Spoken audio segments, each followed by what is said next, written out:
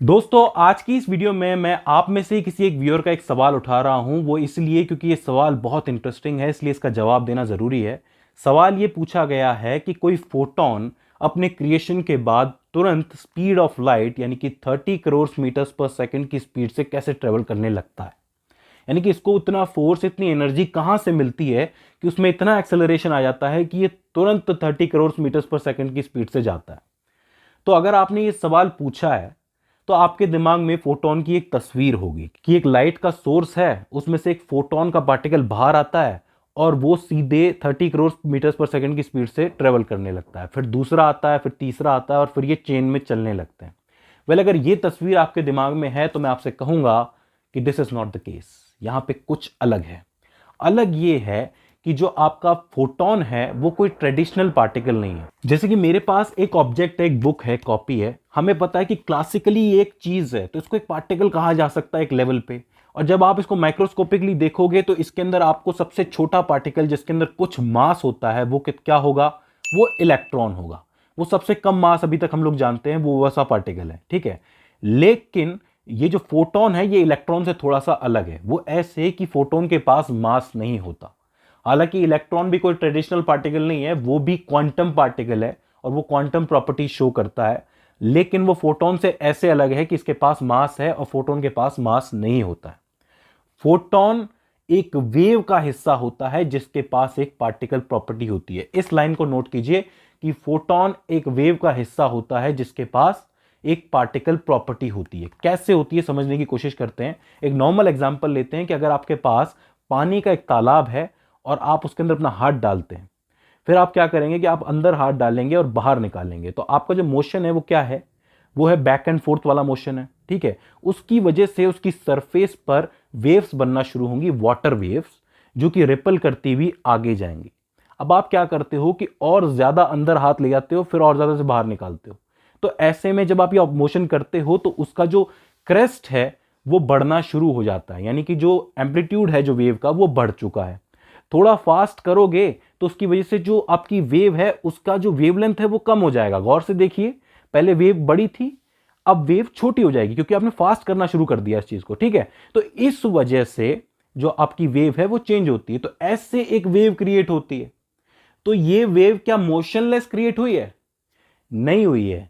ये पैदा हुई है मोशन के साथ, तो ये मोशनलेस नहीं हो सकती। उसी तरीके से जो फोटॉन्स होते हैं वो भी एक वेव में क्रिएट होते हैं, तो वो मोशनलेस नहीं हो सकते। वो मोशन के साथ ही पैदा होते हैं।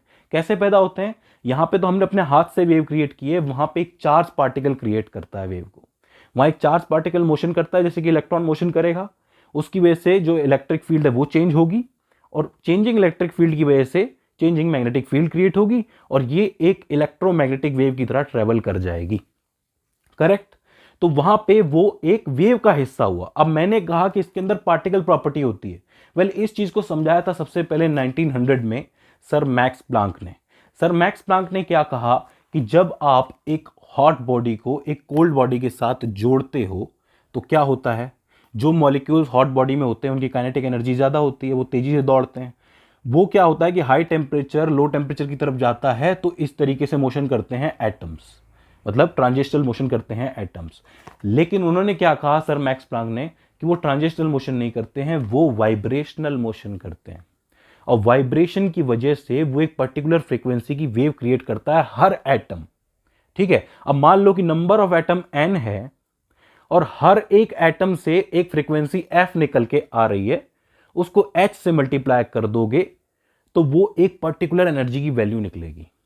तो इसको उन्होंने कहा डिस्क्रीट एनर्जी, यानी कि एनर्जी का अमाउंट डिस्क्रीट होता है। एनर्जी कोई कंटिन्यूअस चीज नहीं है, एनर्जी एक्चुअली डिस्क्रीट चीज है, ठीक है। मतलब हर एटम से एनर्जी की एक पर्टिकुलर वैल्यू निकल के आ रही है।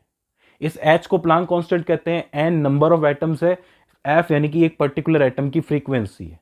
तो इस तरीके से डिस्क्रीटनेस ऑफ एनर्जी निकल के आया, यानी कि हर एक फोटोन अपने साथ एक अमाउंट ऑफ एनर्जी लेके चलता है वेव के अंदर, ठीक है। अब उस फोटोन की एनर्जी किस चीज पर डिपेंड करती है ये ध्यान से समझना, उसकी फ्रीक्वेंसी पर।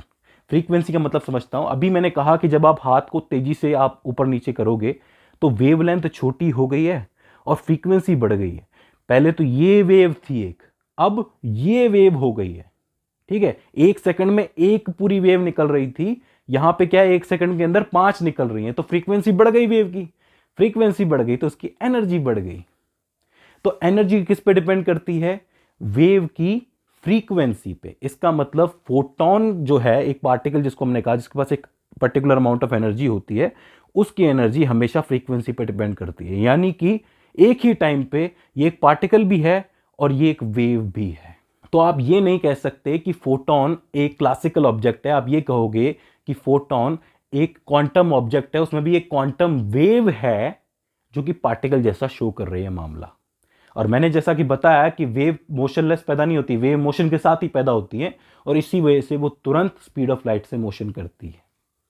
ठीक है, तो आई होप आपको आपके क्वेश्चन का आंसर मिल गया होगा। बड़ा इंटरेस्टिंग क्वेश्चन था। अगर आप चाहें तो ऐसे और भी क्वेश्चंस पूछ सकते हैं, मैं इसके ऊपर सेपरेट वीडियो जरूर बनाऊंगा, इससे हमारी और आपकी दोनों की नॉलेज में इजाफा होगा।